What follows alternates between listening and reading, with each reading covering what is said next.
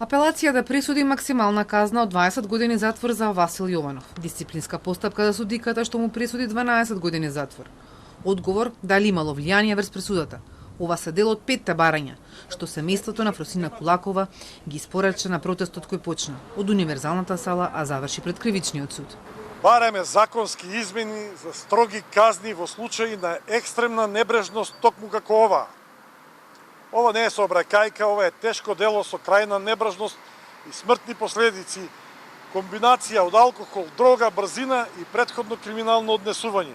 Да се изготви регистар на опасни сторители. За кои опасни сторители? Клучните улици ќе бидат затворени за сообраќај и движење со моторно возило. Правда за Фросина, суди и убици, не е казна, туку милост, беа дел од пораките на транспарентите, кои заедно со сликата на Фросина ги носеа незините роднини, пријатели и други граѓани. Поддршка им дадоа и семејства на други жртви во сообраќајот.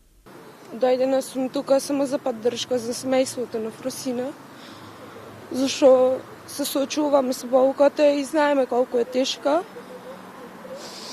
како и нивната пресуда, така и нашата. За таткото на Фросина сомнителен и тајмингот во кој Врховен одлучи да ја укине пресудата за Јованов од 3 години и 10 месеци за трговија со дрога и да ја врати пред апелација. Смета дека целта е да се бара пониска казна за него. Откако минатата недела Јованов призна вина, вчера судиката Снежана Марковска ја објави пресудата од 12 години затвор. И образложи дека ги ценела и олеснителните и отежителните околности. Адвокатот на Јованов рече дека казната е превисока и најави жалба.